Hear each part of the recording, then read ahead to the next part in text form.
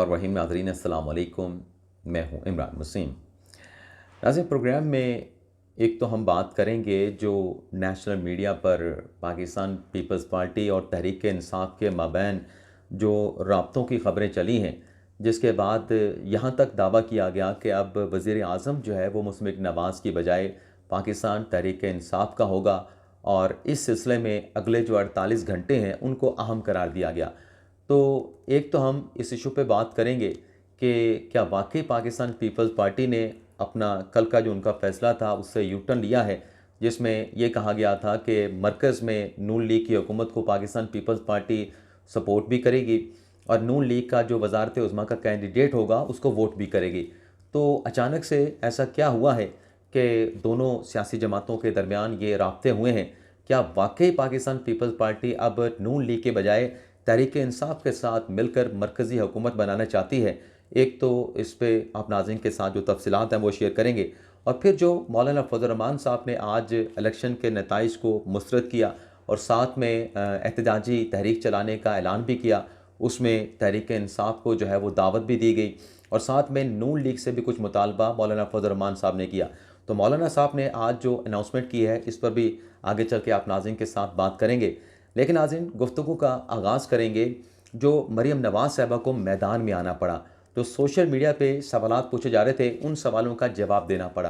लेकिन इससे पहले नाज़रीन, ये जो तीनों टॉपिक्स मैंने आपकी खिदमत में पेश किए हैं, मुख्तसर सी कुछ अदालती महाज से चंद ख़बरें हैं, उनकी डिटेल सबसे पहले आपकी खिदमत में पेश किए देते हैं। एक तो नाज़रीन, आज इस्लामाबाद हाई कोर्ट में इस्लामाबाद के जो 3 हलके हैं, NA 46 है, 47 है, 48 है, जिसमें तहरीक इंसाफ के जो उम्मीदवारान थे जनाब शोएब शाहीन साहब, अली बुखारी साहब और आमिर मुग़ल साहब, जिन्होंने ये कहा कि ये जो नोटिफिकेशन मुस्लिम लीग नवाज़ के तारिक फ़ज़ल चौधरी, अंजम अकील ख़ान और आज़ाद उम्मीदवार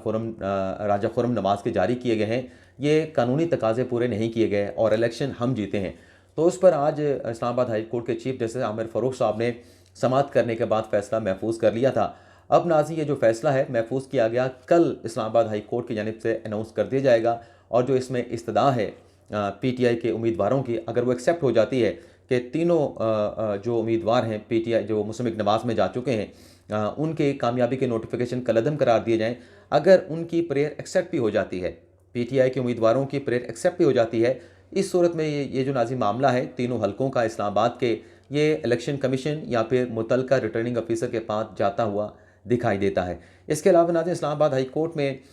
NA 47 जहाँ से हारे हैं दाऊद कुंडी साहब, उन्होंने इलेक्शन के नताइज को चैलेंज कर दिया है, जिस पर इस्लामाबाद हाई कोर्ट ने इलेक्शन कमीशन को नोटिस जारी करके उनसे जवाब तलब कर लिया है। NA 11 से जहां अमीर मकाम जीते थे, अमीर मकाम की कामयाबी के नोटिफिकेशन को चैलेंज कर दिया गया है। यहाँ पर भी इस्लामाबाद हाई कोर्ट ने इलेक्शन कमीशन को कल का नोटिस जारी करते हुए उनसे जवाब मांगा है। और इसके अलावा नाज़रीन, ओन चौधरी NA 128 में सलमान अकरम राजा के खिलाफ जो है वो लड़े थे इलेक्शन, इस्तेकाम पाकिस्तान पार्टी से उनका ताल्लुक था, लेकिन वो इलेक्शन जीत गए थे। लेकिन ओन चौधरी के की जो कामयाबी है उसे भी नाज़रीन आज इस्लामाबाद हाई कोर्ट में जो है वो चैलेंज कर दिया गया है। तो इस पर मोस्ट प्रॉबेबली कल जो है इस्लामाबाद हाई कोर्ट जो है वो समाअत करने जा रही है।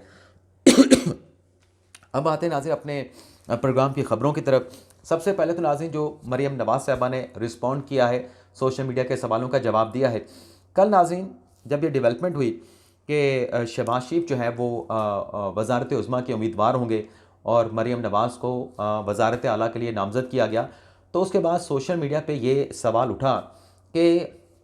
इन हालात में जब मुनक़सम मैंडेट है और पाकिस्तान पीपल्स पार्टी जो है, नाज़रीन एक मिनट ज़रा माफ़ी चाहता हूँ नाज़रीन, वो खांसी आ रही थी मुझे। तो उस पे कहा गया कि मरकज़ में हुकूमत बनाने की नवाज़ शरीफ या शहबाज शरीफ को ज़रूरत क्या थी, और कहा गया कि नून लीग सिर्फ पंजाब में हुकूमत बनाती और 5 साल तक जो है वहाँ पे गवर्नेंस और डिलीवर करती और अपना वोट बैंक वहाँ पे बढ़ाती या वोट बैंक को पक्का करती, ताकि 5 साल के बाद जब दोबारा इलेक्शन में जाते तो पंजाब में मुस्लिम लीग नवाज़ को बड़ी कामयाबी हासिल होती। अब ये जो नाज़रीन सवाल उठाया जा रहा है, बात यह है मरकज़ में इस वक्त जो मैंडेट मिला है 3 बड़ी सियासी जमातों को, जिसमें तहरीक इंसाफ है, जिसमें पीपल्स पार्टी है, मुस्लिम लीग नवाज़ है, वो नाज़रीन ऐसा मैंडेट है, ऐसा मुनक़सम मैंडेट है कि कोई सियासी जमात जो है वो अकेले हुकूमत बनाने की पोजीशन में नहीं है। तहरीक इंसाफ ने, इमरान खान साहब ने कल ये वाज़ेह तौर पे कह दिया था कि हम पीपल्स पार्टी के साथ नहीं बैठेंगे, नून लीग के साथ नहीं बैठेंगे, MKM के साथ नहीं बैठेंगे, तो उन्होंने तो इनकार कर दिया। और पीपल्स पार्टी ने भी कहा कि हम भी हुकूमत नहीं बनाएंगे, अपनी वजारत उज़्मा का कैंडिडेट हम विड्रॉ करते हैं, और नून लीग से कहा गया कि आप अपनी हुकूमत बनाएं। इन हालात में नाज़रीन, जब मैंडेट नहीं है और मुनकसब एक किस्म का मैंडेट मिला है तमाम सियासी जमातों को, तो कोई सियासी जमात भी अगर हुकूमत नहीं बनाती तो अल्टीमेटली क्या होगा? अल्टीमेटली नाज़रीन ये होना था कि फिर आपको री इलेक्शन करवाना पड़ता है, और री इलेक्शन के लिए नाज़रीन ना पाकिस्तान पीपल्स पार्टी तैयार है, ना मुस्लिम लीग नवाज़ तैयार है। ग़ालिबन तहरीक इंसाफ तैयार होगी, जो उनको कामयाबी मिली है 8 फरवरी 2024 के इंतखाबात में, क्योंकि उनकी तवक्कुआत से ज़्यादा उनको नशिस्तें मिली हैं। नून लीग को जो उनकी तवक्कुआत थी उनसे कम उनको नशिस्तें मिली हैं। तो री इलेक्शन में कोई सियासी जमात मासवाए पाकिस्तान तहरीक इंसाफ कोई रजामंद ना होती। तो ये जो फैसला किया गया, ये मौजूदा अगर हम हालात को देखें और फिर हमारे मुल्क में एजुकेशन का रेट क्या है, लोगों का शऊर क्या है, क्योंकि अगर एजुकेशन का रेट बेहतर होता, अक्ल समझ बूझ होती, तो लोगों को, आवाम को पता होता कि 2022 में जब अदम एतमाद की तहरीक आई तो इमरान खान साहब ने क्या नहीं किया, IMF का मुआहदा तोड़ दिया। और आज जिस महंगाई को हम फेस कर रहे हैं, जिन माशी क्राइसिस का हम सामना कर रहे हैं, वो माजी की हुकूमतों के दिए हुए, और उसके बाद जो सख्त फैसले करना पड़े वो PDM की हुकूमत को करना पड़े। लेकिन ज़ाहिर सी बात है कि अवाम तो जो है वो रिलीफ चाहते हैं, खुशहाली चाहते हैं, आसानियाँ चाहते हैं, महंगाई में कमी चाहते हैं, बेरोज़गारी का खात्मा चाहते हैं, रोज़गार चाहते हैं, सेहत और तालीम की बेहतरीन सहूलियत चाहते हैं। तो अवाम ने अपने तरीके से उसका जो है वो जवाब दिया, महंगाई का भी, अफरात ज़र का भी। लेकिन ये जो हुकूमत नाज़रीन ली है, जिस पे सवाल उठाया गया कि क्यों ली गई, ये क्योंकि कमज़ोर हुकूमत का जो है वो कहा गया कि ये कमज़ोर हुकूमत होगी। तो ज़रा ये बताते हैं कि नून लीग ने पूरी यकीन दहानी लेने के बाद पाकिस्तान पीपल्स पार्टी से कि 5 साल जो हुकूमत है नून लीग की उसको पूरा करने दिया जाएगा, और किसी अदम एतमाद की तहरीक में शामिल भी नहीं होंगे, और अदम एतमाद की तहरीक हुकूमत के खिलाफ लेके भी नहीं आएंगे, और आसिफ अली ज़रदारी साहब जो है वो सदर होंगे। तो एक तो ये यकीन दहानी के ऊपर मुस्लिम लीग नवाज़ ने हुकूमत लेने का फ़ैसला किया, गलत या सही वो अलग बहस है। इसके अलावा कहा गया कि जो नवाज शरीफ साहब के हवाले से कि नवाज शरीफ माइनस हो गए, नवाज शरीफ की हुकूमत ख़त्म हो गई, तो इस पे आज मरियम नवाज़ साहबा को जो है वो सोशल मीडिया के मैदान पे उतरना पड़ा और आके बताना पड़ा कि नवाज शरीफ किंग मेकर का किरदार अदा करेंगे। जो पंजाब हुकूमत होगी, जो मरकज़ की हुकूमत होगी, वफाकी हुकूमत होगी, उसकी सरपरस्ती में, नवाज शरीफ साहब की सरपरस्ती में चलेंगे। जो भी फैसले होंगे वो बेशक चेहरे मरियम नवाज़ या शहबाज शरीफ के होंगे, लेकिन फ़ैसला साजी में, हुकूमत चलाने में जो किंग मेकर का रोल है वो नवाज शरीफ का होगा। तो ये कि नवाज शरीफ साहब जो है वो खुडे लाइन लग गए, नवाज शरीफ साहब ने सियासत छोड़ दी, तो ये उसका आज आके मरियम नवाज़ साहब ने जवाब दिया। इसके अलावा नाज़रीन, यू टर्न की अगर हम बात करें तो पाकिस्तान पीपल्स पार्टी नाज़रीन फैसला कर चुकी है। पाकिस्तान पीपल्स पार्टी ने क्यों कोई यू टर्न नहीं लिया, और आज जो राब्तों की खबरें सामने आई जो नेशनल मीडिया पर चली, वो बयान था शेरवतन मरवत साहब का, जिसमें मरवत साहब ने कहा कि मेरे साथ रात 11 बजे पीपल्स पार्टी के सरबराह आसिफ अली ज़रदारी रब्ता करते रहे कि मिल के हुकूमत बनाते हैं। और मरवत साहब ने यह भी कहा कि मुझे कहा गया कि पाकिस्तान पीपल्स पार्टी नून लीग के बजाय तहरीक इंसाफ के साथ मिल के हुकूमत बनाना चाहती है। और फिर मरवत साहब ये भी कह गए कि ये जो तजवीज़ दी है पाकिस्तान पीपल्स पार्टी ने, मैं ये वज़ीर आज़म, साबिक़ वज़ीर आज़म इमरान खान के सामने पेश करूँगा। अब इमरान खान साहब अपना फ़ैसला पहले सुना चुके हैं, पाकिस्तान पीपल्स पार्टी भी अपना फ़ैसला सुना चुकी है, और उस फैसले में नाज़रीन इस बात को भी शामिल किया गया कि मफाहमत, जहाँ चार्टर्ड ऑफ इकॉनमी होगा वहाँ एक चार्टर ऑफ जो है वो रिकन्सिलेशन भी होगा, जिसमें तहरीक इंसाफ को भी दावत दी जाएगी कि वो मफाहमत के अमल में शामिल हों, मफाहमती रवैया अपनाएं। आज आपने देखा कि चौधरी शुजात हुसैन के साथ इजाज़ उल हक साहब की मुलाकात हुई, मुस्लिम लीग नवाज़ ज़िया उल हक ग्रुप के या जमात के वो सरबराह हैं, और वहाँ पे चौधरी शुजात हुसैन ने उन्हें कहा कि आप हुकूमत में शामिल हों, और इस बात का आके इजाज़ उल हक साहब ने खुद इजहार भी किया मीडिया के सामने, और साथ में ये भी कहा इजाज़ उल हक साहब ने कि चौधरी शुजात हुसैन आइंदा आने वाले दिनों में तहरीक इंसाफ के साथ भी रब्ता करेंगे, उनको भी इस प्रोसेस में वो लाना चाहते हैं। तो ये जो अगर राब्ते किसी सतह पे हुए हैं वो सिर्फ इसी हवाले से हो सकते हैं। पीपल्स पार्टी का रब्ता मुझे नहीं लगता हुआ होगा, क्योंकि जब ये मरवत साहब ने स्टेटमेंट दिया उसके फौरी बाद नाज़रीन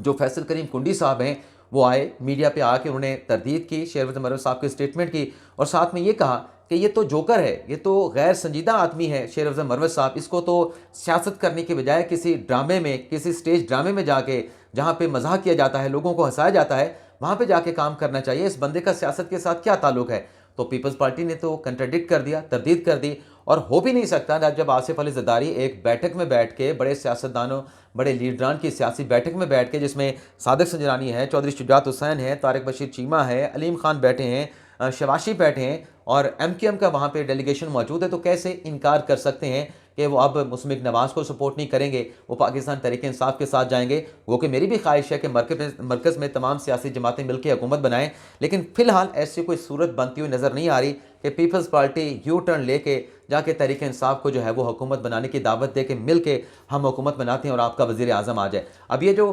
तहरीक-ए-इंसाफ का वज़ीर आज़म होगा, अगले 48 घंटे की जो डेडलाइन दी गई है, ये नाज़िम बैरिस्टर गौहर साहब ने दी है, तहरीक-ए-इंसाफ को जो साबिक चेयरमैन है, क्योंकि इस वक्त तो कोई inter party structure Pakistan Tehreek-e-Insaf का मौजूद नहीं, लेकिन सोशल मीडिया के प्लेटफॉर्म पे ट्वीट किया है अपने जनाब बैरिस्टर गौहर साहब ने कि अगले 48 घंटों में जो मरकज़ है वहाँ पर भी वज़ीर आज़म पाकिस्तान तहरीक-ए-इंसाफ का होगा, पंजाब में वज़ीर आज़म भी हमारा होगा और अगले 20 दिनों में हम अपनी हुकूमत बनाने जा रहे हैं। और साथ में उन्होंने कहा कि अगले 48 घंटे इस हवाले से बड़े अहम हैं। अब न जाने कहाँ से अक्सरियत पंजाब में लेके आएंगे। पंजाब की अगर हम बात करें तो पंजाब में तो नून लीग की वाज़ेह अक्सरियत नज़र आ रही है, वहाँ पर तो पीपल्स पार्टी शामिल भी ना हो नून लीग के साथ, तो तब भी नून लीग जो है वो सिंपल मेजॉरिटी के साथ अपनी हुकूमत बनाने की पोजीशन में आ चुकी है। लेकिन बहरहाल बैरिस्टर गौहर साहब का दावा है, देखते हैं 48 घंटों का वक्त ज़्यादा दूर नहीं है। लेकिन मौलाना फजल रहमान साहब ने नाज़िम बड़ा खड़ाक कर दिया है। मौलाना फजल रहमान साहब कल मुश्तरका जो प्रेस कॉन्फ्रेंस हुई उसमें भी शामिल नहीं थे और कहा शहबाज शरीफ साहब ने कि वो जाएंगे मौलाना फजल रहमान साहब के साथ मिलने के लिए, और वो गए रात इस मुश्तरका प्रेस कॉन्फ्रेंस से फ्री होने के बाद। शहबाज शरीफ थे, इसाक डार थे और साथ में अय्याज सादिक थे और फिर बाद में सादिक संजानी साहब ने भी वहाँ पर जाके ज्वाइन किया। लेकिन मौलाना फजल रहमान साहब नहीं माने। मौलाना फजल रहमान साहब ने कहा कि हमने जो हमारे रिजर्वेशन थे इलेक्शन से पहले, प्री इलेक्शन से पहले, उन रिजर्वेशन को भी एड्रेस नहीं किया गया और हमारे तहफ़्फ़ुज़ात दुरुस्त साबित हुए, हमें वो मैंडेट नहीं मिला। और फिर आज के हवाले से मौलाना फजल रहमान साहब ने कहा था कि हमारा जो फैसला है वो हमारी पार्टी के जो मजलिस आमला वो करेगी। तो आज जो जमीयत उलमा इस्लाम फ़िक़्ह का जो मजलिस आमला का इजलास था, जैसे इख्तिताम पज़ीर हुआ, मौलाना फजल रहमान साहब ने आके ऐलान कर दिया कि हम इलेक्शन के नताइज को नहीं मानते, हम इलेक्शन के नताइज के ख़िलाफ़ एहतजाजी तहरीक शुरू करेंगे और साथ में हमारी जो जनरल बॉडी है तमाम सूबों के कैपिटल में उसके इजलास मुनक़्क़द किए जाएंगे और एहतजाजी तहरीक की कॉल क्या होगी, तारीख क्या होगी, वो हम बाद में कन्वे कर देंगे। लेकिन साथ में उन्होंने ये जो अनाउंसमेंट की एहतजाजी तहरीक चलाने की मौलाना फजल रहमान साहब ने, उन्होंने कहा कि मैं नवाज़ शरीफ से कहूँगा कि वो भी हमारे साथ चलें, वो भी इस एहतजाजी तहरीक में शामिल हों। अब नवाज़ शरीफ साहब हुकूमत बनाने जा रहे हैं, अब न जाने वो कैसे मौलाना फजल रहमान साहब की तहरीक में शामिल होंगे, या मौलाना फजल रहमान साहब ने कैसे सोच लिया कि नवाज़ शरीफ साहब जो हैं वो आपके साथ तहरीक में शामिल हो जाएंगे। अलबत्ता उनसे मौलाना साहब से सवाल ज़रूर पूछा गया कि क्या आप समझते हैं आप हुकूमत में बैठेंगे? तो उन्होंने कहा कि हम हुकूमती बैठकों में नहीं बैठेंगे, हम पार्लियामान में जाएंगे तो अपने तहफ़्फ़ुज़ात के साथ बैठेंगे, अपोजिशन की नशिस्तों पर बैठेंगे। और फिर सवाल हुआ कि आपके जो तहफ़्फ़ुज़ात हैं धांधली के, तो क्या आप PTI को भी साथ मिलाएंगे? तो इस पे मौलाना फजल रहमान साहब ने तहरीक इंसाफ को भी दावत दी और जवाब ये था मौलाना फजल रहमान साहब का कि हमें तहरीक इंसाफ के लोगों के जिस्मों से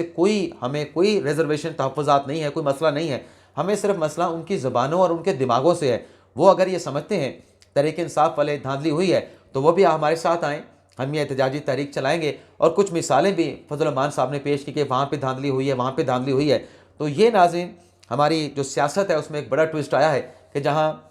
ज़्यादातर जो सियासी जमातें हैं, अक्सर सियासी जमातें जो हैं वो मिल के बलूचिस्तान में, सिंध में और पंजाब में और मरकज़ में हुकूमत बनाने का इजहार कर चुके हैं, ऐलान कर चुके हैं कि पीपल्स पार्टी बलूचिस्तान में हुकूमत बनाएगी, सिंध में हुकूमत बनाएगी और पंजाब में मुस्लिम लीग नवाज़ की हुकूमत होगी, मरकज़ में मुस्लिम लीग नवाज़, पाकिस्तान पीपल्स पार्टी, दीगर जो अलाइड सियासी जमातें हैं उनकी हुकूमत होगी। इन हालात में जब पीपल्स पार्टी अपना तहरीक इंसाफ अपोजिशन में बैठने की बात करें कि जब तक हमारे जो मामलात हैं, जो लिटिगेशंस हैं कोर्ट में, वो डिसाइड नहीं होती, हम अपोजिशन में बैठेंगे, तो मौलाना फजल रहमान साहब ने अलग से अपना बड़ा खड़ा किया है और एहतजाजी तहरीक शुरू करने का उनकी तरफ से ऐलान किया गया है। तो देखते हैं, एहतजाजी तहरीक का ऐलान तो हुआ है, तो तारीखें क्या देते हैं और क्या तारीखें देने से पहले मौलाना फजल रहमान साहब को उनके साथ बात करके, मुज़ाकरात करके, टेबल टॉक करके उन्हें किसी बात के ऊपर रजामंद कर लिया जाता है। तो इसके लिए फिर हमें इंतज़ार करना होगा। तेल देखो और तेल की धार देखो। इजाज़त चाहते हैं नाज़रीन।